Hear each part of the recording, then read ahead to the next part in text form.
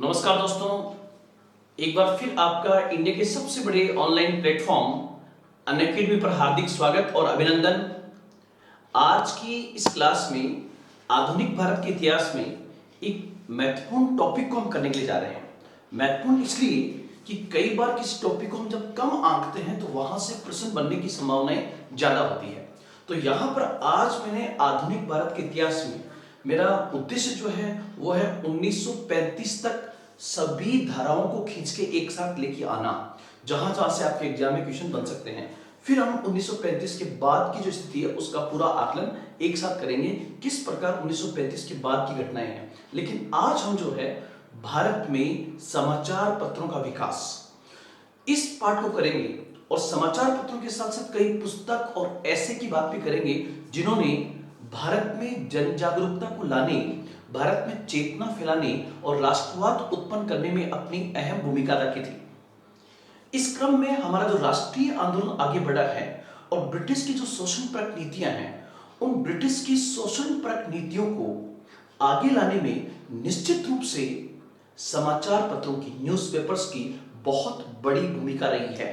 इसलिए आज का जो टॉपिक है the development of newspapers in India, Bharat में समाचार पत्रों का विकास, ये हमारा टॉपिक है जिसमें हम कुछ महत्वपूर्ण समाचार पत्रों को देखेंगे जिन्होंने औपनिवेशिक सत्ता की कमियों को उजागर करने, ब्रिटिश सत्ता का विरोध करने के लिए, ब्रिटिश नीतियों को जनता तक पहुंचाने के लिए और जनता की आवाज को सरकार तक पहुंचाने के लिए, तानाशाही सरकार तक पहुंचाने के लिए, बहरे कानों तक पहुंचाने के लिए जो भूमिका अदा की वो निश्चित रूप से किसी व्यक्तित्व से कम नहीं थी। इसलिए कहते हैं कि निश्चित रूप से न्यूज़पेपर्स और प्रेस जो है वो लोकतंत्र का चौथा स्तंभ है। आज डेमोक्रेसी जो हमारी है उसको जिंदा रखने में, उसे जिंदा दिल बनाए रखने में निश्चित रूप से समाचार पत्रों की भूमिका है। तो ऐसे ही अंग्रेजों के काल में आधुनिक भारत के इतिहास में किस प्रकार से समाचार पत्र एग्जिस्टेंस में आए और स्पेशली आपके यूपीएससी प्री में यहां से क्वेश्चन किस प्रकार से बन सकता है, उसको हम स्पेशली फोकस करने के लिए जा रहे हैं। तो आज का हमारा टॉपिक है भारत में समाचार पत्रों का विकास। हो सकता है थोड़ा सा आपको छोटा दिखाई दे, लेकिन जहां जहां पर छोटा है उसको बड़ा लेके आपको प्रेजेंट करूंगा। तो पहला पॉइंट जो हमारा है वो है भारत में समाचार पत्रों का विकास, the development of newspapers in India. अब इसमें जैसे आधुनिक भारत जो है, आपको पता होगा आधुनिक भारत में हमने सबसे पहला टॉपिक जो स्टार्ट किया था वो था भारत में यूरोपियंस का आगमन। और मैंने वहां पर एक बिंदु आपको बताया था कि भारत में सबसे पहले प्रिंटिंग प्रेस की स्थापना गोवा में पुर्तगालियों के द्वारा 1556 में की गई थी। तो वापस रिपीट कर रहा हूं, बिना समाचार पत्र तब तक बड़े स्तर पे बाहर नहीं आएंगे जब तक प्रिंटिंग प्रेस नहीं होगी। और मैंने वहां पर बताया था कि भारत को पुर्तगालियों की देन क्या है, the legacy of Portuguese to India, ये मैंने टॉपिक पढ़ाया था। उसमें मैंने स्पष्ट रूप से कहा था भारत को पुर्तगालियों की सबसे बड़ी देन थी प्रिंटिंग प्रेस की स्थापना। और उसी प्रिंटिंग प्रेस का कमाल था कि न्यूज़पेपर्स भारत में जगह जगह बिकने लगे, खुलने लगे, उसके कई सेंटर्स बने, जैसे कलकत्ता, मद्रास, बॉम्बे। और ध्यान रखना आधुनिक भारत में जो सबसे पहले न्यूज़पेपर चले हैं वो उसकी स्टार्टिंग बंगाल से हुई है। सबसे अधिक समाचार पत्र बंगाल से है। रीजन क्या होगा कि आधुनिक भारत के इतिहास में जो ब्रिटिश शासन की शुरुआत हुई है वो भी बंगाल से हुई है। इसलिए कहीं ना कहीं बंगाल का ही सबसे अधिक शोषण होगा और उस शोषण को जनता तक पहुंचाने का काम भी सबसे पहले बंगाल से होगा, जिसमें समाचार पत्रों की भूमिका होगी। तो मैंने कहा कि भारत में प्रिंटिंग प्रेस की स्थापना का श्रेय, आपसे यूपीएससी के पॉइंट से पूछे कि भारत में प्रिंटिंग प्रेस की स्थापना का श्रेय किसको दिया जाता है, तो यहां मैंने स्पष्ट रूप से आपके सामने लिखा है भारत में प्रिंटिंग प्रेस की स्थापना 1556 में हुई, 1556 में हुई, 1556 में हुई। और ये स्थापना किसके द्वारा की गई, तो स्थापना पुर्तगालियों के द्वारा की गई थी। और कहां पर की गई, तो स्थापना गोवा में की गई थी। पहली प्रिंटिंग प्रेस की स्थापना पुर्तगालियों के द्वारा गोवा में की गई और पहली पुस्तक जो आई है प्रिंटिंग प्रेस से वो 1557 में आई है। तो ध्यान रखना 1556 में प्रिंटिंग प्रेस की स्थापना और प्रिंटिंग प्रेस से छपकर जो पहली पुस्तक आई है वो 1557 के अंदर है।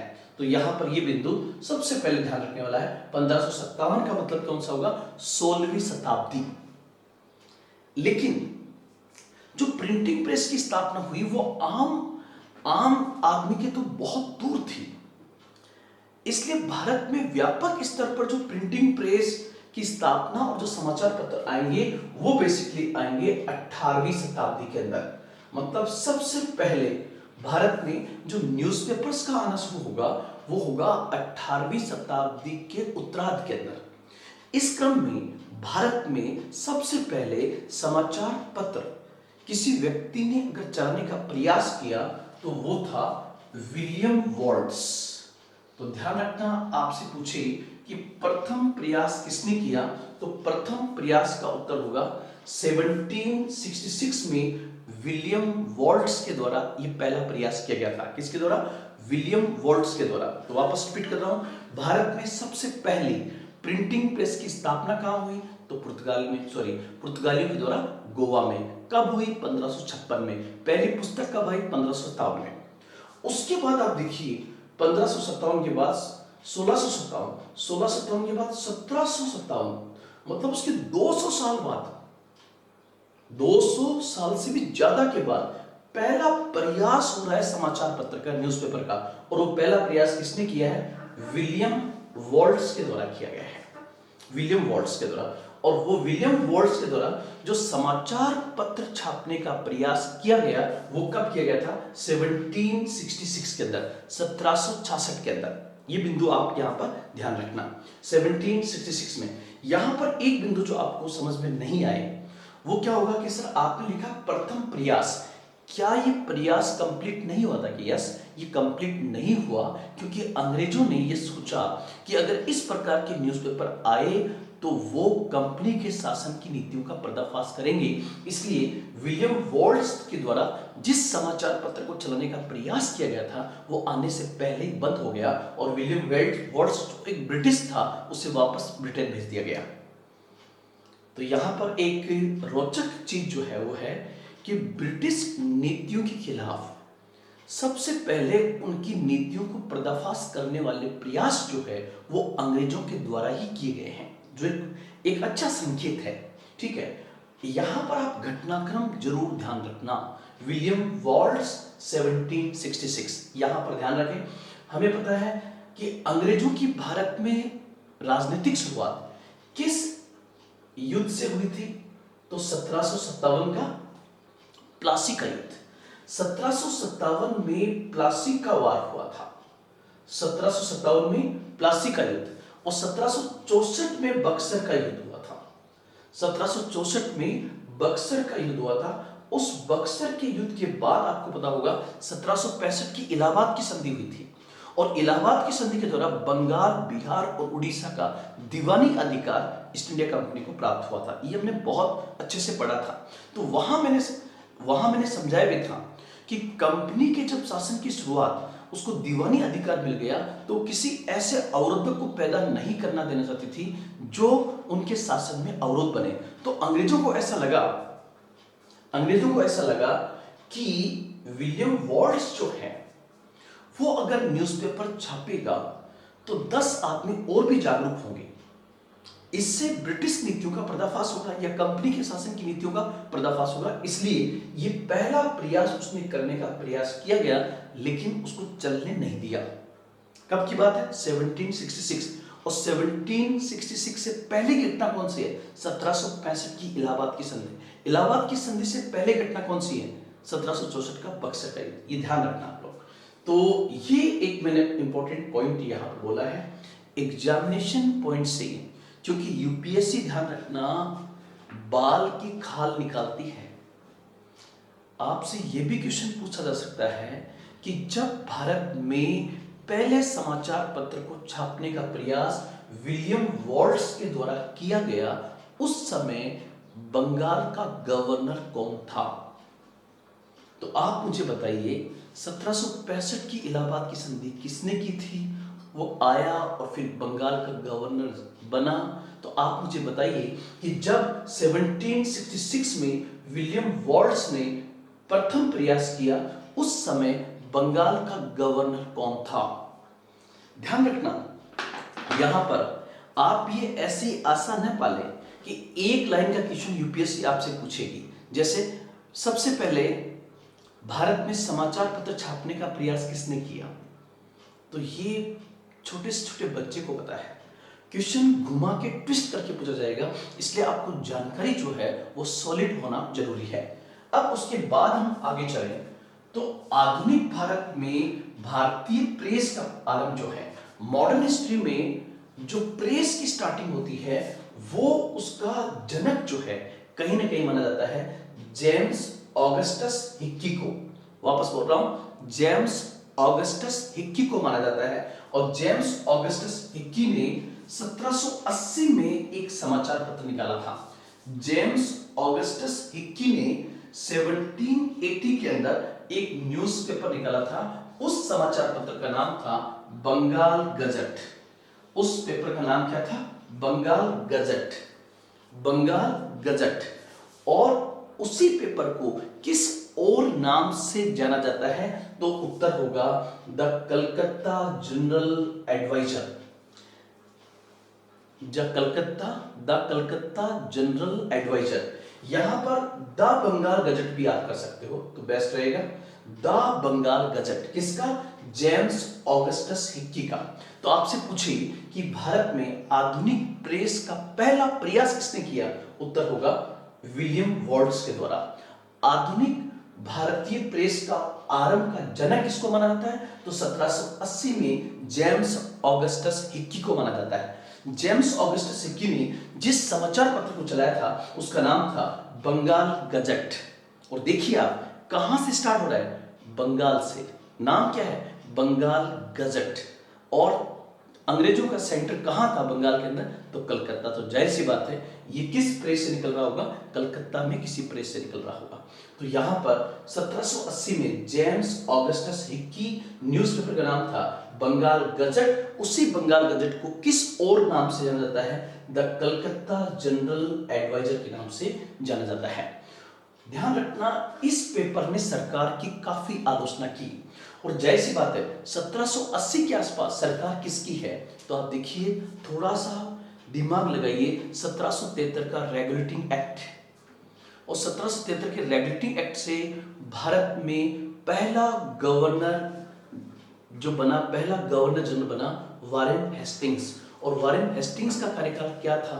तो उसको आप देखिए। तो जिस समय ये पेपर आ रहा है 1780 में, उस समय बंगाल का गवर्नर जनरल था वारेन हेस्टिंग्स। इसलिए इसने वारेन हेस्टिंग्स के कार्यकाल की काफी आलोचना की। किसने? जेम्स ऑगस्टस हिक्की के द्वारा। इससे वारेन हेस्टिंग्स, उसके बाद में एडम्स काफी नाराज हुए और उन्होंने 1782 में ईस्ट इंडिया कंपनी का चूंकि शासन था तो EIC ने इसको बंद करवा दिया। अगर आपको स्पष्ट रूप से दिखाई नहीं दे रहा हो तो वापस मैं रिपीट कर देता हूं। आधुनिक भारतीय प्रेस का आरंभ 1780 में जेम्स ऑगस्टस हिक्की, समाचार पत्र का नाम था बंगाल गजट, और बंगाल गजट का दूसरा नाम था द कलकत्ता जनरल एडवाइजर। और ये पेपर क्या डेली आता था? नहीं, ये वीकली न्यूज़पेपर था। मतलब ये साप्ताहिक समाचार पत्र था। कैसा समाचार पत्र था? साप्ताहिक, वीकली छपने वाला न्यूज़पेपर था। कौन सा? बंगाल गजट या द कलकत्ता जनरल एडवाइजर, जिसने उस समय की ब्रिटिश ईस्ट इंडिया कंपनी के शासन की काफी आलोचना की। अतः इस आलोचना से बचने के लिए ब्रिटिश उस समय की ईस्ट इंडिया कंपनी की सरकार, जिसे गवर्नमेंट ऑफ बंगाल कहते थे, उसने 1782 में इसे बंद करवा दिया। तो ये भी आप ध्यान रखोगे। तो ये वाला बिंदु है। उसके बाद आपसे पूछे कि उसके बाद जेम्स ऑगस्टस हिक्की के बंगाल गजट के बाद, अच्छा बंगाल गजट किस भाषा में था ये भी ध्यान रखना। तो बंगाल गजट अंग्रेजी में था। किस भाषा में था? तो ये इंग्लिश में छपने वाला न्यूज़पेपर था। उसके बाद हम आगे चलें, दूसरा इंडियन न्यूज़पेपर कौन सा था जो भारत में छपा, तो होगा इंडिया गजट। इंडिया गजट भी उसी साल छपा है जिस साल द बंगाल गजट की शुरुआत हुई है, तो इसका नाम था इंडिया गजट 1780। इसके अलावा फिर जब दो समाचार पत्र छपने लग गए तो समाचार पत्रों की एक लाइन लग गई। लेकिन यहां रोचक बिंदु जो है वो ये है कि भारत में समाचार पत्रों की जो शुरुआत की गई है वो अंग्रेजों के द्वारा ही की गई है। उसको चलाने वाले अंग्रेज थे और ये अंग्रेज अपनी ही उस समय की भारत में जो ब्रिटिश सरकार थी बंगाल में, उसकी आलोचना करते थे।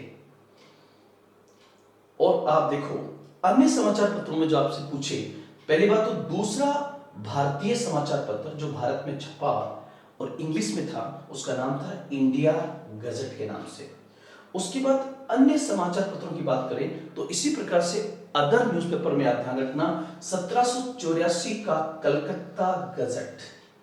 आपसे पूछे 1784 की और घटनाएं कौन सी हैं, तो 1784 में आया था पिट्स इंडिया एक्ट। कहीं भूल मत जाना आप, मुझे पूरा विश्वास है कि आप लोग याद रखोगे। तो 1784 का कलकत्ता गजट, 1785 में बंगाल जनरल के नाम से भी कलकत्ता से एक न्यूज़पेपर निकला था। कौन सा? बंगाल जनरल। 1785 में एक न्यूज़पेपर और था, the oriental magazine of Calcutta. 1785 का ही एक समाचार पत्र है, the oriental magazine of Calcutta. 1786 का एक न्यूज़पेपर है, कलकत्ता क्रॉनिकल। 1786 का है कलकत्ता क्रॉनिकल के नाम से। 1786 में कलकत्ता क्रॉनिकल और 1788 में फिर इसके बाहर जाके कोई पेपर छपा है तो है मद्रास कॉरियर के नाम से। किस नाम से? मद्रास कॉरियर। और मद्रास कॉरियर कब छपा है? 1788 में। कई बार समाचार पत्र छपे जो है उस क्रम में भी एग्जाम में प्रश्न आ सकता है। जैसे निम्नलिखित समाचार पत्रों को उनके छपने या शुरुआत के क्रम में सही कालानुक्रम में सजाएं तो होगा सबसे पहले 1780 में जेम्स ऑगस्टस हिक्की का बंगाल गजट, जिसका दूसरा नाम द कलकत्ता जनरल एडवाइजर भी था। फिर दूसरा समाचार पत्र था इंडिया गजट 1780। तीसरा उसके बाद 1784 का कलकत्ता गजट, 1785 का बंगाल जनरल, 1785 में the oriental magazine of Calcutta, 1786 का कलकत्ता क्रॉनिकल, 1788 का मद्रास कोरियर जैसे समाचार पत्र महत्वपूर्ण थे। तो ये मैंने एक आपको आरंभिक जानकारी देने का प्रयास यहां पर किया है, एक इनिशियल आपको मैंने दी है। अब उसके बाद हम आगे बढ़े,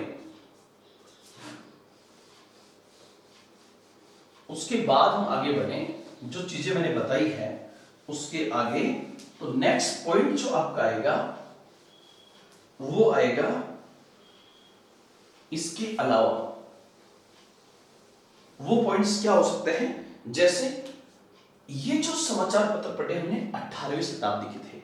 अब हमने हेडिंग डाल दिया यहां पर 19वीं शताब्दी के समाचार पत्र।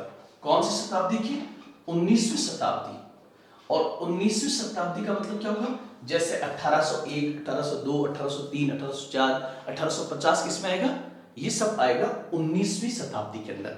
यहां पर ध्यान रखना 19वीं शताब्दी में एक भारतीय ने एक न्यूज़पेपर स्टार्ट किया, और वो कब किया?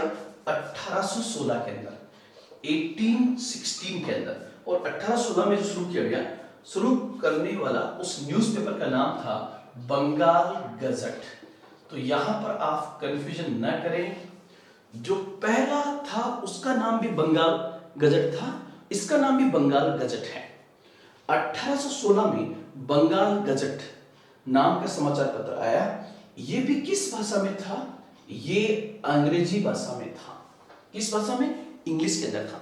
सर उसमें और इसमें अंतर क्या है? उसमें इसमें अंतर यह है कि वो आया 1780 में, 1782 में बंद हो गया, और वो किसी अंग्रेज के द्वारा, जेम्स ऑगस्टस हिक्की के द्वारा था। लेकिन किसी भारतीय द्वारा चलाया गया पहला समाचार पत्र भारत में जो था उसका नाम बंगाल गजट था। और इस न्यूज़पेपर को चलाने वाला कौन था? तो उत्तर होगा गंगाधर भट्टाचार्य। यहां पे जो उत्तर होगा वो होगा गंगाधर भट्टाचार्य। आप लोग ध्यान रखना इसको, ये नाम इंपॉर्टेंट है।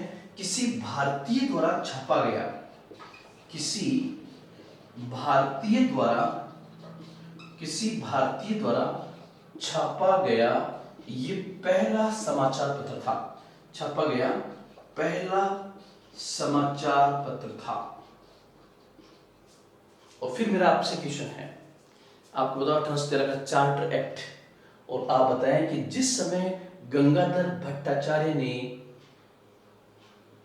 कोई पहला भारतीय जिसने समाचार पत्र छापा, उस समय बंगाल का गवर्नर जनरल कौन था? मैंने पूरा लिस्ट वहां बना रखी है, जो मेरे पीछे वाले वीडियोस आप देखोगे तो वहां आपको 100% मिलेगा। यहां पर उत्तर है कि किसी भारतीय द्वारा भारत में चलाया गया पहला समाचार पत्र कौन सा था? तो आपका उत्तर होगा बंगाल गजट। बंगाल गजट के नाम से पहले भी है, वो जेम्स ऑगस्टस हिक्की का 1780 में, जो 1782 में बंद कर दिया गया, उसी बंगाल गजट के नाम से फिर 1816 में आ रहा है, 1816 में। इसका नाम भी बंगाल गजट है, ये भी अंग्रेजी में है। इसका संपादक था गंगाधर भट्टाचार्य। और स्पेशल चीज क्या होगी? किसी भारतीय द्वारा छापा गया पहला समाचार पत्र कौन सा था? तो उत्तर होगा आपका बंगाल गजट। इसी प्रकार से आप लोग ध्यान रखना, इसमें एक इंपॉर्टेंट और आता है, जेम्स साल्फ बर्किंघम का नाम भी यहां पर आता है, जेम्स साल्फ बर्किंघम। आप लोग ध्यान रखना, 1818 में, 1818 में एक समाचार पत्र और आया कलकत्ता जनरल के नाम से, कलकत्ता जनरल के नाम से, और ये था जेम्स बर्किंघम का।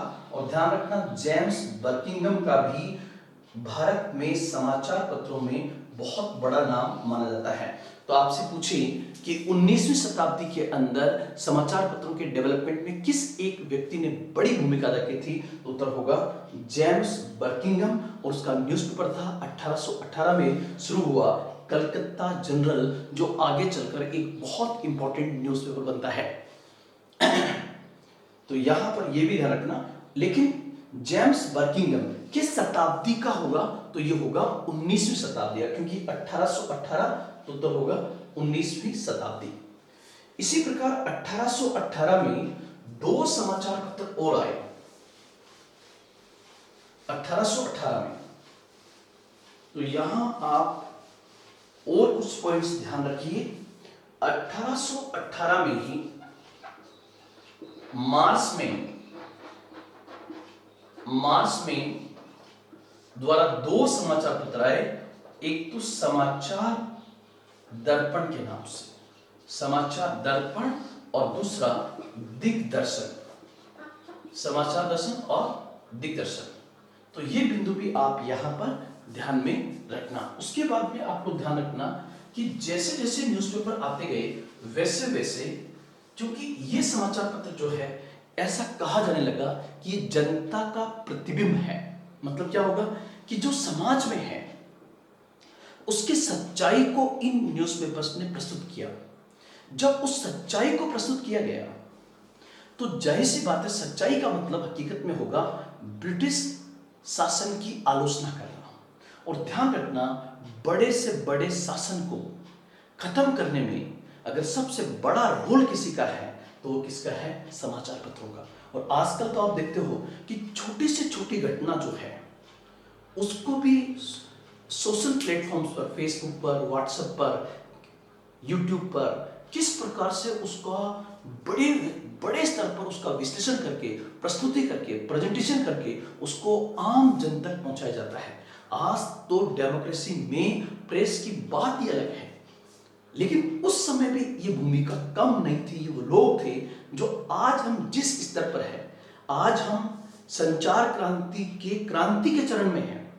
लेकिन अगर इस संचार क्रांति में जो पहले नींव का पत्थर बने वो ये न्यूज़पेपर थे, जिन्होंने जनता के प्रतिबिंब को प्रस्तुत किया और प्रेस के आधुनिक रूप की शुरुआत की। तो ये पॉइंट्स भी आप यहां पर ध्यान में रखोगे। अब हम इससे आगे बढ़े। आगे बढ़े तो आप लोग ध्यान रखना कि आगे चलकर अंग्रेज इनको संतुलित करने का प्रयास करेंगे। जैसे 1823 का लाइसेंसिंग एक्ट आएगा, ऐसे बहुत सारे प्रेस एक्ट लाए गए जिसके माध्यम से समाचार पत्रों को नियमित और नियंत्रित करने का प्रयास अंग्रेजों के द्वारा किया गया। ऐसे में एक एक्ट था 1823 का लाइसेंसिंग एक्ट, जिसके तहत प्रतिबंधित होने वाला पहला समाचार पत्र कौन सा था? क्या आप बताएं, मेरा उत्तर सही है क्या? मिरातुल अखबार। आप यस नो का जवाब दें। यहां पर मैं वापस कर रहा हूं, ये तो हमें बात हुई। एक नाम यहां पर आता है बंगाल से, और उन्हें आधुनिक भारत का पहला नेता भी कहा जाता है, और नाम है राजा राम मोहन राय। राजा राम मोहन राय ये भारत में सामाजिक और धार्मिक सुधार आंदोलन के रूप में बहुत बड़ा नाम है, सोशियो रिलीजियस रिफॉर्म्स मूवमेंट के तहत।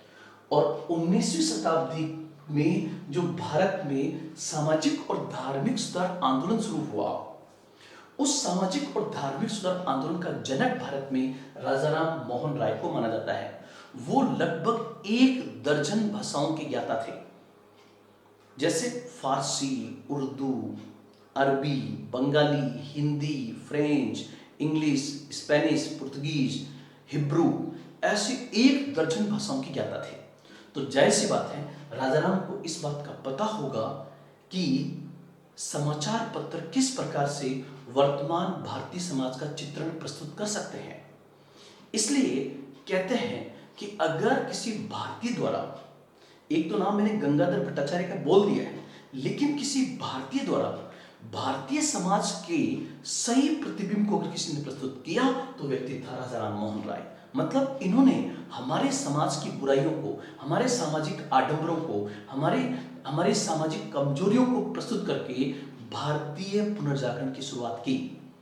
इसलिए राजा राम मोहन राय का नाम भारत के सामाजिक और धार्मिक सुधार आंदोलन में सर्वोपरि माना जाता है। ये यूपीएससी में प्रश्न भी पूछा गया है। तो आपसे पूछे कि राजा राम मोहन राय ने अपने विचारों को बताने के लिए कौन सी पुस्तक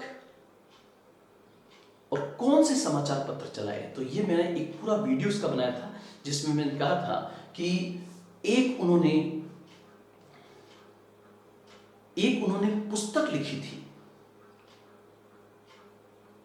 एकेश्वरवादियों को उपहार, द गिफ्ट टू मोनोथिस्ट। उस पुस्तक का फारसी भाषा में मैंने नाम लिखाया था।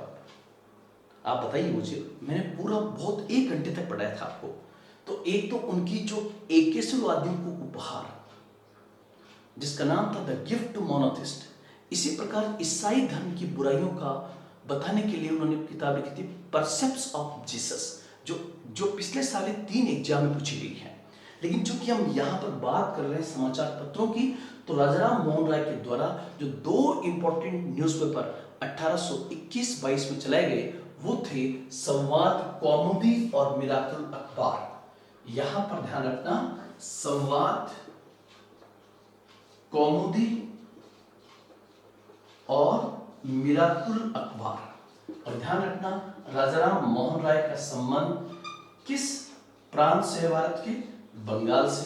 तो उन्होंने बंगाल के अंदर ही उन्होंने भी चलाया है 2 न्यूज़पेपर, जिसके नाम है संवाद कौमुदी और मिरातुल अखबार। एग्जाम के पॉइंट से आपसे पूछा जाएगा कि राजा राम मोहन राय द्वारा बंगाली भाषा में चलाया गया न्यूज़पेपर कौन सा था, तब आपका उत्तर होगा बंगाली भाषा में जो उन्होंने चलाया, उस बंगाली भाषा के स्तर पर जो न्यूज़पेपर होगा उसका नाम क्या था? संवाद कौमुदी। संवाद कौमुदी। और मिरातुल अखबार जो है वो बेसिकली किस भाषा में छपा हुआ था? तो वो था फारसी भाषा में। किसमें? फारसी भाषा में। आप लोगों सर क्या फारसी भाषा में लिखने का शौक ज्यादा था क्या? नहीं, बंगाली तो इसलिए क्योंकि उनकी प्रांत की भाषा ही बंगाल है, लेकिन फारसी में उन्होंने इसलिए लिखा है क्योंकि मुगलों की, ये टाइमिंग कौन सा चल रहा है? मुगल काल चल रहा है। मुगलों की ऑफिशियल लैंग्वेज कौन सी थी? तो फारसी लैंग्वेज थी। और आपको पता ही है, राम मोहन राय को राजा की उपाधि किसने प्रदान की थी? तो अकबर II के द्वारा। तो मैंने बहुत सारी चीज़ों को साथ साथ बताने का प्रयास आपको किया है ताकि वो वाला पार्ट आप इसको आपस में इंटरकनेक्ट कर सको। अब उसके बाद में वहां भी बताया था मैंने और यहां भी आपको बता रहा हूं, यहां से आपका एग्जाम में क्वेश्चन ये भी बन सकता है कि राष्ट्रीय प्रेस की स्थापना किसने की। शब्द क्या आ रहा है? शब्द आ रहा है राष्ट्रीय प्रेस का संस्थापक किसको माना जाता है। राष्ट्रीय प्रेस की स्थापना, हालांकि ऐसी कोई प्रेस नहीं है, लेकिन नेशनलिज्म की भावनाओं के आधार पर जो प्रेस सामने आएगी उसको कहेंगे राष्ट्रीय प्रेस। तो राष्ट्रीय प्रेस की स्थापना का श्रेय किसको दिया जाता है? उत्तर होगा राजा राम मोहन राय। इसी प्रकार से आपसे पूछे कि भारतीय पत्रकारिता का अग्रदूत किसे कहा जाता है, the pioneer of Indian journalism, तो यहां पर भी आएगा भारतीय पत्रकारिता का अग्रदूत किसे कहते हैं? भारतीय पत्रकारिता का अग्रदूत, the pioneer of Indian journalism. आप लोग यहां पर ध्यान रखना एक चीज का कि ये क्वेश्चन दो रूप में थोड़ा कंफ्यूज कर सकता है। वैसे मैंने कहा राष्ट्रीय प्रेस की स्थापना कैसे है? राजा राम मोहन राय को, और प्रेस की स्थापना कैसे है? James Augustus Hickey. जैसे प्रिंटिंग प्रेस हुई वो तो पुर्तगालियों के द्वारा, लेकिन भारत में जो पहला न्यूज़पेपर आएगा वो जेम्स ऑगस्टस हिक्की। इसलिए कई जगह पर वो भी लिखा हुआ है क्या कि भारतीय पत्रकारिता का अग्रदूत, वहां भी लिखा हुआ है। लेकिन ध्यान रखना अगर विकल्प में राजा राम मोहन राय हो तो राजा राम मोहन राय को करें, और अगर राजा राम मोहन राय विकल्प में नहीं है तो फिर जेम्स ऑगस्टस हिक्की होगा। वैसे आप देखना एनसीईआरटी जो है उसमें लिखा हुआ है इन्हें भारतीय पत्रकारिता का अग्रदूत भी कहा जाता है। किसे? राजा राम मोहन राय को। भारतीय पत्रकारिता, यहां भारतीय शब्द लिखा हुआ है, मतलब इंडियन जर्नलिज्म की जो भारत की आत्मा को उठाता हो वो नाम आएगा राजा राम मोहन राय का। और उनके दो इंपॉर्टेंट न्यूज़पेपर कौन से थे? तो एक था संवाद कौमुदी, जो किस भाषा में था? तो उत्तर होगा बंगाली भाषा के अंदर। और दूसरा नाम आएगा मिरातुल अखबार, और मिरातुल अखबार किस भाषा में था? तो मिरातुल अखबार था फारसी लैंग्वेज के अंदर, फारसी भाषा में था। तो ये पॉइंट्स आप यहां पर ध्यान रखोगे। एक ध्यान रखना, राजा राम मोहन राय ने ही ब्रह्म समाज की स्थापना 1828 में की थी, जो मैंने आपको बता दिया है। तो सर आप दोबारा क्यों बता रहे हो? तो यहां पर ब्रह्म समाज का प्रसार करने के लिए भी उन्होंने एक समाचार पत्र चलाया था जिसका नाम था ब्रह्मनिकल मैगजीन। क्या नाम था? ब्रह्मनिकल मैगजीन के नाम से उन्होंने एक न्यूज़पेपर चलाया था जिसके माध्यम से वो अपने ब्रह्म समाज के विचारों को फैलाते थे। ये पॉइंट्स आप ध्यान रखोगे। और एक पॉइंट ध्यान रखना जो अभी किसी एग्जाम में पूछा नहीं गया है, जब राजा राम मोहन राय ने संवाद कौमुदी चलाया, मिरातुल अखबार चलाया, एक केसरवादियों को उपहार नामक किताब चलाई, इसका रियल नाम था मुआविदीन। क्या नाम था? पूरा नाम आप बताएं। मुआविदीन मैंने लास्ट नाम बोला है, द गिफ्ट टू मोनोथिस्ट। और फिर ईसाई धर्म का ड्रॉबैक्स बताने के लिए किताब लिख रही थी परसेप्ट्स ऑफ जीसस। मतलब एक प्रकार से राजा राम मोहन राय ने अपने समाज की बुराई की, लेकिन उन्होंने बुराई इसलिए की ताकि हमारे समाज में जो विसंगतियां आ गई है उसको दूर किया जा सके। लेकिन जो रूढ़िवादी वर्ग था हमारे समाज का उस समय का, वो इनसे चिढ़ गया था। किससे? राजा राम मोहन राय से। तो यहां पर एग्जाम में क्वेश्चन आएगा, राजा राम के विचारों के खिलाफ, राजा राम के विचारों के खिलाफ उनके विचारों को प्रतिसंतुलित करने के लिए कौन सी पत्रिका चली थी? तब उत्तर आएगा चंद्रिका। राजा राम के विचारों को प्रतिसंतुलित करने के लिए जो न्यूज़पेपर चला उसका नाम था चंद्रिका। किस नाम से थी? चंद्रिका के नाम से। तो ये बिंदु भी आप यहां पर ध्यान में रखोगे। तो ये पॉइंट्स मैंने सबसे पहले आपको बताया है कि यहां पर आपका इनको ध्यान में रखना बहुत जरूरी है। और इन न्यूज़पेपर्स ने उस समय की ब्रिटिश नीतियों को उजागर करने में और भारतीय समाज में जो कुरीतियां थी, जैसे सती प्रथा, विधवा विवाह, बालिका अशिक्षा, बाल विवाह जैसी चीजों को समाज के सामने रखने में इन्होंने बहुत बड़ी भूमिका अदा की थी। तो ये बिंदु भी आप यहाँ पर ध्यान में रखोगे, उसके बाद हम आगे बढ़ते हैं। अब जैसा कि हम लोग जानते हैं कि उत्तर भारत में तो सबसे बड़ा जो लैंग्वेज है नॉर्थ इंडिया की वो तो हिंदी है, और आज जितने भी चैनल्स हैं उसमें मैक्सिमम हिंदी में चैनल हैं। तो जाहिर सी बात है आपके दिमाग में एक पॉइंट आएगा कि सर हिंदी से संबंधित पहला समाचार पत्र कब प्रकाशित हुआ और उसका संपादक कौन था। तो इसका उत्तर होगा हिंदी, पहला हिंदी समाचार पत्र, पहला हिंदी समाचार पत्र। तो पहला हिंदी समाचार पत्र जो था वो था उद्दंड मार्तंड। कौन सा था? उद्दंड मार्तंड। किस भाषा में था? हिंदी में। कब स्टार्ट हुआ? तो 30 मई 1826 में, 30 मई 1826 के अंदर।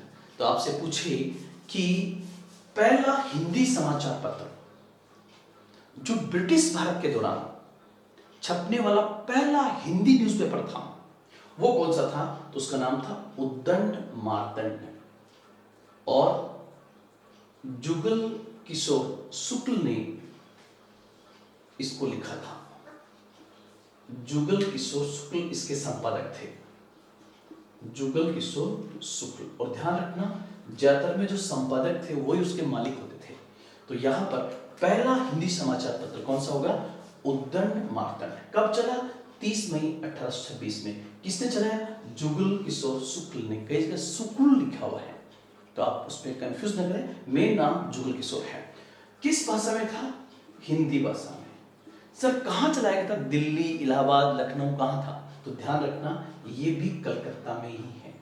और जैसा कि आप लोग जानते हो उस समय कलकत्ता के अंदर हिंदी वाले कम थे, अधिकांश तो बंगाली थे और अंग्रेज जो थे वो अंग्रेजी थे, इसलिए ये समाचार पत्र ज्यादा नहीं चल सका। लेकिन एग्जामिनेशन पॉइंट से जरूरी है, आपसे पूछे कि पहला हिंदी समाचार पत्र कौन सा था, तो उत्तर होगा उद्दंड मार्तंड। और कब चला था? तो 30 मई 1826 को ये चला था। आगे हम बढ़े।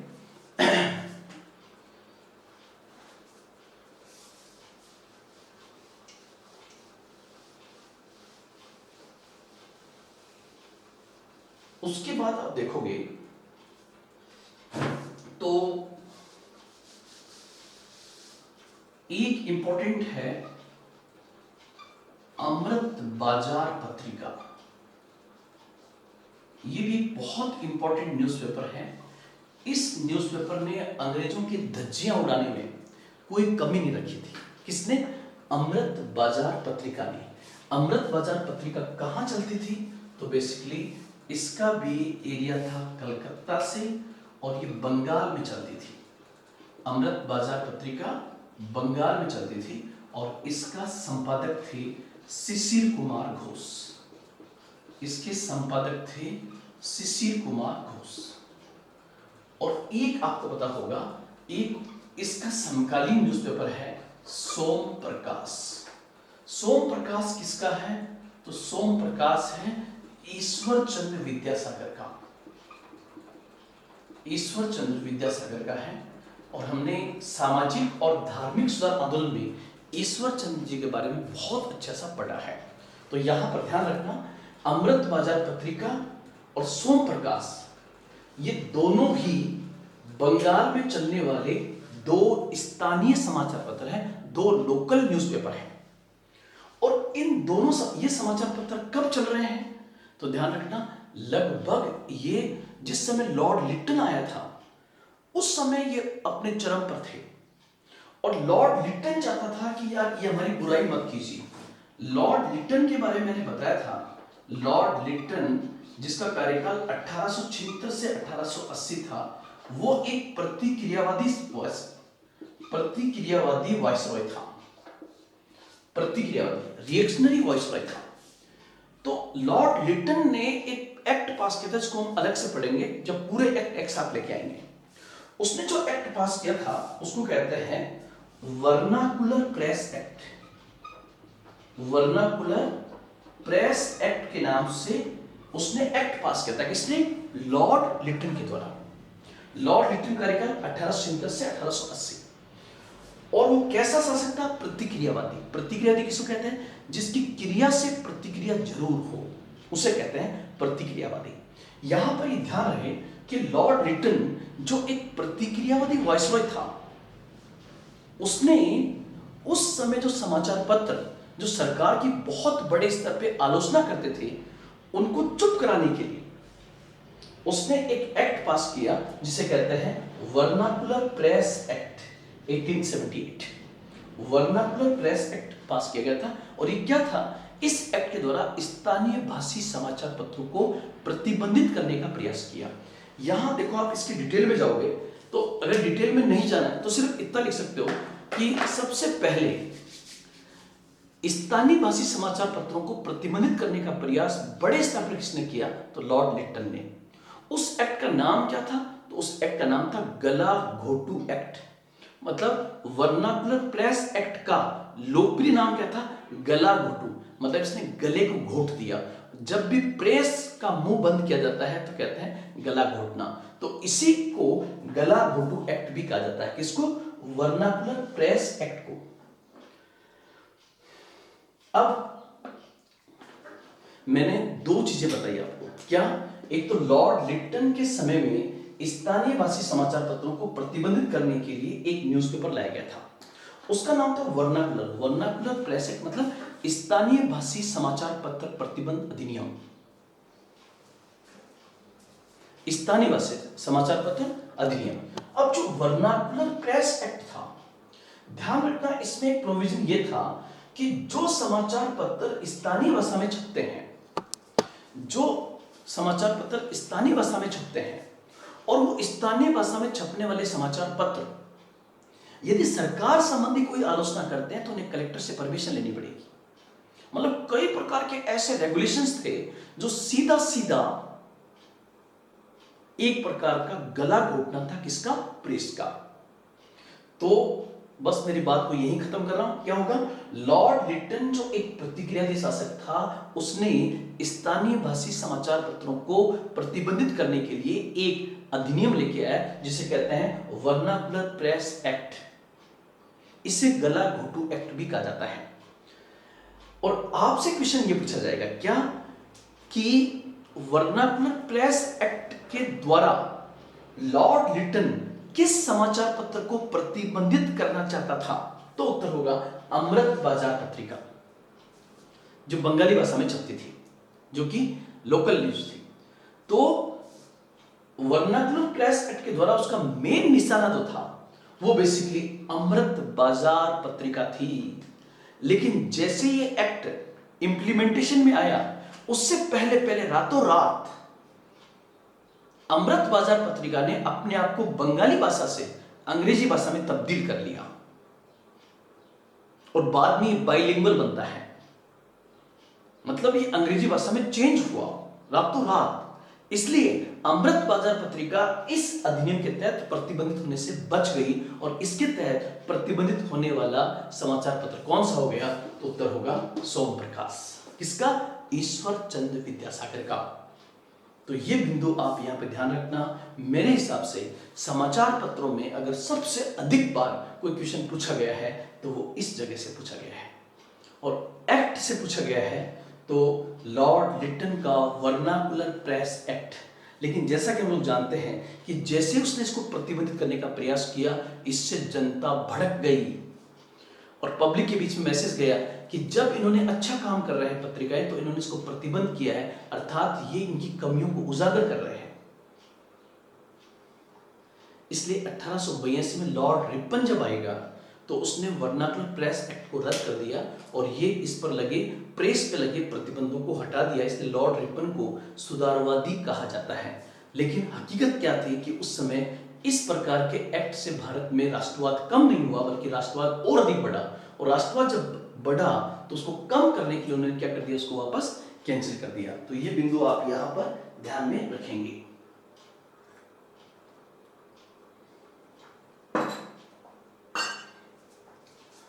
तो ये पॉइंट्स एक समझाने वाला था आपको। उसके बाद हम आगे बढ़े।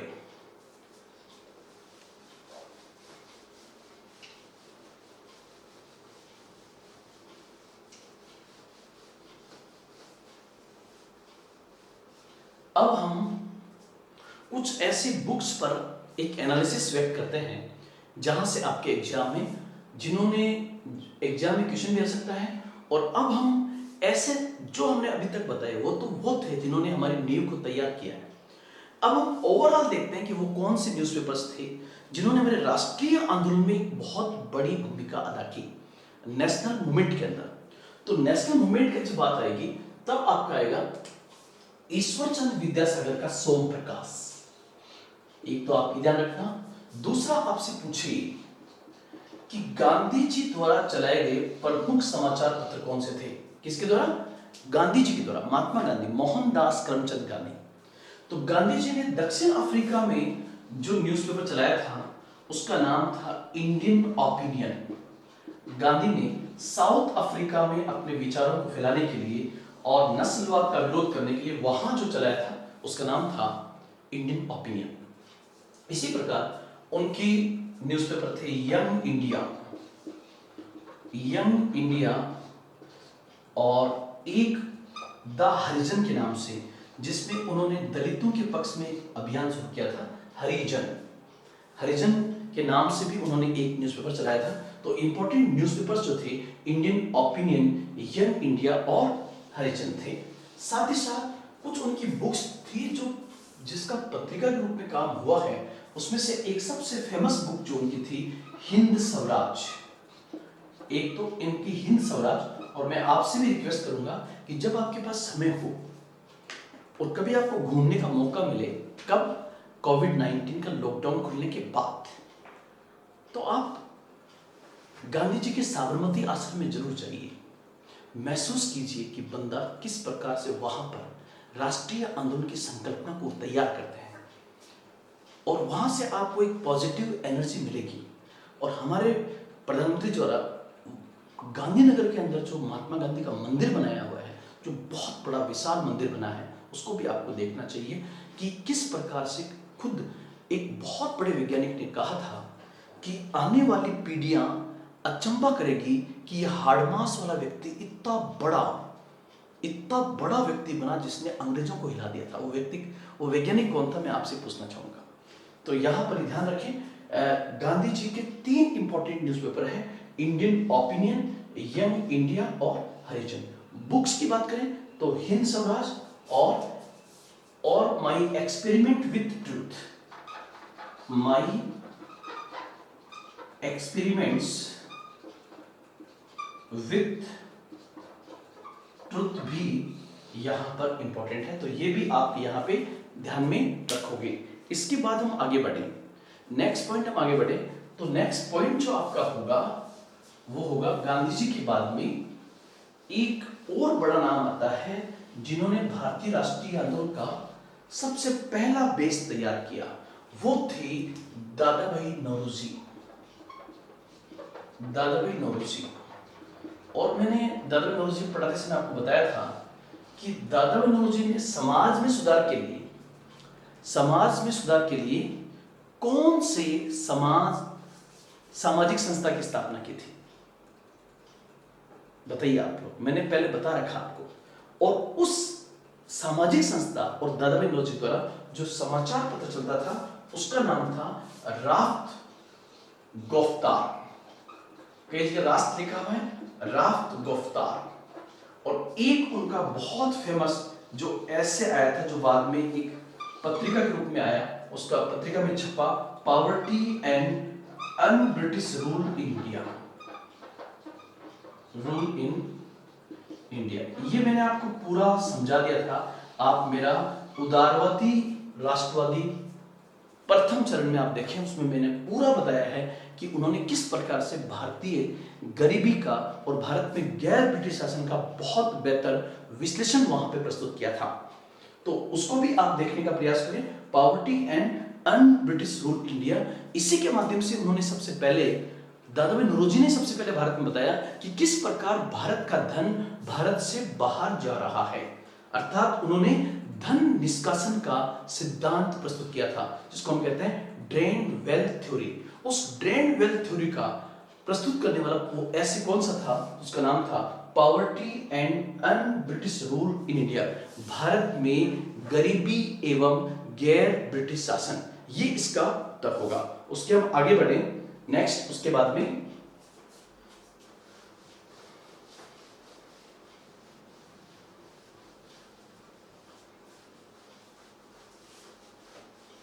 तो उसके बाद जो आपका आएगा वो आएगा, आपसे पूछे कि मदन मोहन मालवीय के द्वारा, मदन मोहन मालवीय के द्वारा लिखी गई या चलाए गए प्रमुख समाचार पत्र कौन से थे। तो ध्यान रखना उनके 3 समाचार पत्र थे। किसके? मदन मोहन मालवीय साहब के। मदन मोहन मालवीय साहब कौन कौन से थे? तो उसमें नाम आएगा, एक तो अभ्युदय, लीडर और हिंदुस्तान, ये जो है किसके थे? मदन मोहन मालवीय, जिन्होंने भीमराव अंबेडकर साहब और गांधी जी के बीच में पुनः पैक्ट कराने में अहम रोल अदा किया था, जिन्होंने बनारस हिंदू कॉलेज को बनारस हिंदू यूनिवर्सिटी बनाने में बहुत बड़ी भूमिका अदा की थी। तो वो थे मदन मोहन मालवीय, जो हिंदू महासभा से भी जुड़े रहे थे। तो ये पॉइंट्स आप यहाँ पर ध्यान रखोगे। इसके बाद में भारतीय राष्ट्रीय आंदोलन में एक बड़ा नाम और आता है, और वो बड़ा नाम है बाल गंगाधर तिलक। बाल गंगाधर तिलक साहब का, जो इतिहास में केसरी के नाम से प्रसिद्ध है। किस नाम से? केसरी के नाम से प्रसिद्ध है। उनके द्वारा जो प्रमुख समाचार पत्र थे वो थे द मराठा। कौन सा न्यूज़पेपर था? द मराठा। ध्यान रखना, द मराठा और केसरी ने भारत में राष्ट्रवाद को फैलाने में अहम भूमिका अदा की थी। इन्हीं 2 समाचार पत्रों ने भारत में जगह जगह पर इस बात को फैलाया था कि स्वराज मेरा जन्मसिद्ध अधिकार है, मैं इसे लेकर रहूंगा। वो कौन से 2 न्यूज़पेपर थे जिन्होंने चप्पे चप्पे पे इस बात को फैलाया? द मराठा और केसरी। यहां पर ध्यान रखना, द मराठा जो था ये बेसिकली अंग्रेजी भाषा में था, जबकि केसरी जो समाचार पत्र था वो बेसिकली इसमें था, मराठी भाषा में था। और एक उनका प्रमुख और है, ध्यान रखना, अगर आपसे पूछे कि गीता रहस्य किसके द्वारा रचित है, गीता रहस्य, तो उत्तर होगा बाल गंगाधर तिलक के द्वारा। ये बिंदु भी आप यहाँ पर ध्यान रखें। तो ये भी, इसने भी राष्ट्रवाद को पैदा करने में बहुत बड़ी भूमिका अदा की थी। उसके बाद हम आगे बढ़े तो एक नाम आएगा किसका? अरविंद घोष का। अरविंद घोष, अरविंद घोष कौन थे ये हम पढ़ चुके हैं। बंगाल की प्रसिद्ध उग्रवादी राष्ट्रवादी, एक्सट्रीमिस्ट नेशनलिस्ट थे। आपको पता होगा अलीपुर कांड में इनका नाम आता है, जिसमें शामिल नहीं थे। बाद में इनका ब्रिटिश सत्ता से मोह भंग हो जाता है। लेकिन अरविंदो घोष जो है वो लाल बाल पाल और घोष के नाम से उनका नाम बहुत बड़ा है। लेकिन जिस प्रकार से अंग्रेजों ने उनको फंसाया था, उसके कारण उन्होंने बाद में ब्रिटिश भारत को ही छोड़ दिया। मतलब जहां अंग्रेजों का राज था उस क्षेत्र को छोड़ दिया और वो चले गए थे फ्रेंच क्षेत्र में, जिसका नाम आज भी है पुदुचेरी। भारत में फ्रांसीसी संस्कृति की खिड़की किसे कहा जाता है? The window of French culture, तो कहते हैं पुदुचेरी को। उस समय पुदुचेरी फ्रांसीसियों के पास में था, तो इन्होंने वहां जाकर अपना आश्रम बनाया, जो आज पूरी दुनिया में फेमस है। कौन सा? अरविंदो आश्रम। अरविंदो आश्रम की बाकायदा यूनिवर्सिटी है, कॉलेज है, स्कूल्स हैं और बहुत सारे अदर सोशल एक्टिविटीज चलती है। इसी के पास में ओराविलो नाम का एक सिटी है, जो भारत का एक इंटरनेशनल सिटी माना जाता है, जहां 100 देशों के लोग हर समय वहां मिलते हैं। ओराविलो पुदुचेरी के पास में, और इनका आश्रम कहां पर है? अरविंदो आश्रम। अरविंद घोष ने बंगाल के अंदर उस समय जो क्रांतिकारी गतिविधियां चल रही थी उसको भी एप्रिशिएट करने में और भारतीय राष्ट्रीय आंदोलन को आगे बढ़ाने में और उग्रवादी राष्ट्रवादियों का साथ देने में अहम भूमिका अदा की थी। इनकी अरविंद घोष की आती है कर्म योगी। एक ध्यान रखना, कर्म योग किसी और की है, मैं बताऊंगा किसकी है। कर्म योगी, युगांतर, युगांतर और लाइफ डिवाइन, लाइफ डिवाइन जैसे न्यूज़पेपर इनके हैं। वंदे मातरम, एक वंदे मातरम और आप लिख लीजिए वंदे मातरम। एक आपको पता है new lamps for the old, ये भी कई बार पूछा गया है। New lamps for the old किसकी है? तो new lamps for the old एक पुस्तक है जो किसकी है? अरविंद घोष की है। यहां पर कंफ्यूजन हो सकता है वंदे मातरम को लेकर। वंदे मातरम बंगाल के अंदर चलाया गया समाचार पत्र है, किसके द्वारा? अरविंद घोष का। और एक समाचार पत्र पेरिस के अंदर भी चलता है। पेरिस में जो समाचार पत्र चला था वंदे मातरम के नाम से, वो चलाया था मैडम बीकाजी कामा के द्वारा। किसके द्वारा? मैडम बीकाजी कामा के द्वारा। और ध्यान रखना, अरविंद घोष ने जो Karmayogi, Vande Mataram, Yugantar, life divine, the new lamps for the old जैसे जो लिखा, उससे भारत में नेशनलिज्म निश्चित रूप से बढ़ा। इसलिए भारत में राष्ट्रवाद को आगे बढ़ाने में अरविंद घोष की भी बहुत बड़ी भूमिका मानी जाती है। उसी प्रकार से आगे हम चलें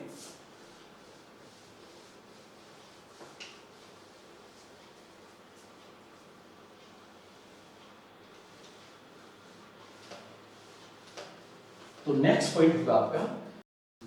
तो इस प्रकार आपका नेक्स्ट जो पॉइंट आएगा वो था आपका सुरेंद्रनाथ बनर्जी का।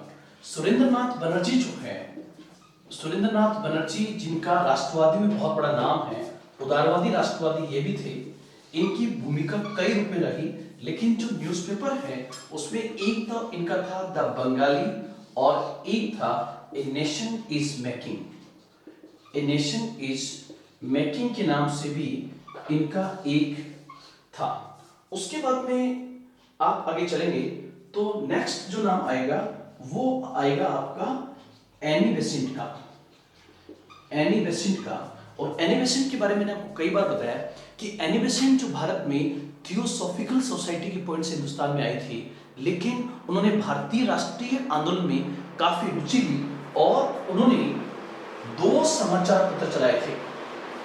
उन्होंने 2 समाचार पत्र, इसमें एनी बेसेंट के द्वारा, एनी बेसेंट के द्वारा 2 समाचार पत्र जिन्होंने भारत में बहुत बड़ी भूमिका अदा की। वो जो 2 न्यूज़पेपर थे, एक का नाम था कॉमनवेल्थ, एक का नाम था कॉमनवेल्थ और एक था न्यू इंडिया। कॉमनवेल्थ और न्यू इंडिया, ये 2 समाचार पत्र थे एनी बेसेंट के। एनी बेसेंट आयरलैंड की एक महिला थी जिन्होंने एक बहुत बड़ी भूमिका अदा की थी, बहुत बड़ी भूमिका उन्होंने अदा की थी। तो इसका नाम भी आप यहां पर स्पेशली ध्यान रखना। उसके बाद हम देखें तो जवाहरलाल नेहरू के जो है, जवाहरलाल नेहरू का जो नाम आएगा, जवाहरलाल नेहरू का, तो यहां पर नेहरू के जो है वो एक तो डिस्कवरी ऑफ इंडिया सबसे इंपॉर्टेंट है। डिस्कवरी ऑफ इंडिया के माध्यम से उन्होंने, डिस्कवरी ऑफ इंडिया के माध्यम से नेशनल मूवमेंट को आगे बढ़ाने में, उसकी बातों को बताने में अहम रोल अदा किया था। एक उनकी वर्ल्ड हिस्ट्री पर बुक थी, ग्लिम्स ऑफ वर्ल्ड हिस्ट्री। क्या था? Glimpse of, GLIMPSE, glimpse of world history. तो ये भी एक इंपॉर्टेंट पॉइंट था, इसको भी आप याद रखना। तो ये थे आपके बहुत सारे समाचार पत्र जो मैंने आज आपको बताने के प्रयास किए। इसके अलावा आपको किन किन समाचार पत्रों का और ध्यान रखना है या किन किन पुस्तकों का ध्यान रखना, उसकी चर्चा एक बार हम पहले कर चुके हैं, परंतु आज चूंकि टॉपिक है ये वाला, तो उस हिसाब से थोड़ा सा और बताना पड़ेगा। एक पुस्तक थी बंदी जीवन, इसका नाम जरूर ध्यान रखना, ये बहुत बार एग्जाम में पूछी गई है, सचिंद्र नाथ सान्याल की, जिसको पढ़ने के बाद कोई व्यक्ति अपने आप को क्रांतिकारी बनने से रोक नहीं सकता था।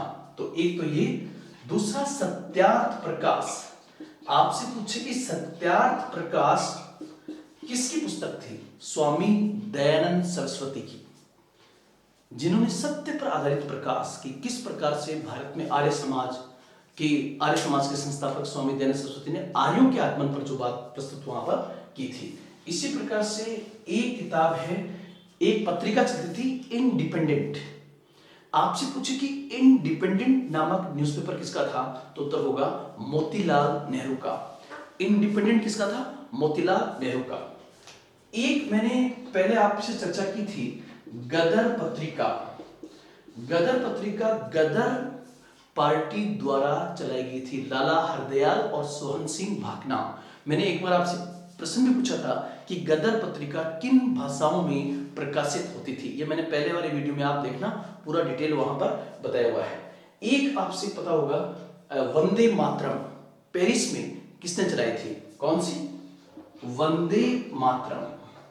तो वंदे मातरम जो है मैडम भीकाजी कामा ने कहां चलाई, पेरिस के अंदर। इसी प्रकार से आपसे पूछे the socialist Gandhi and Lenin, एक और आती है द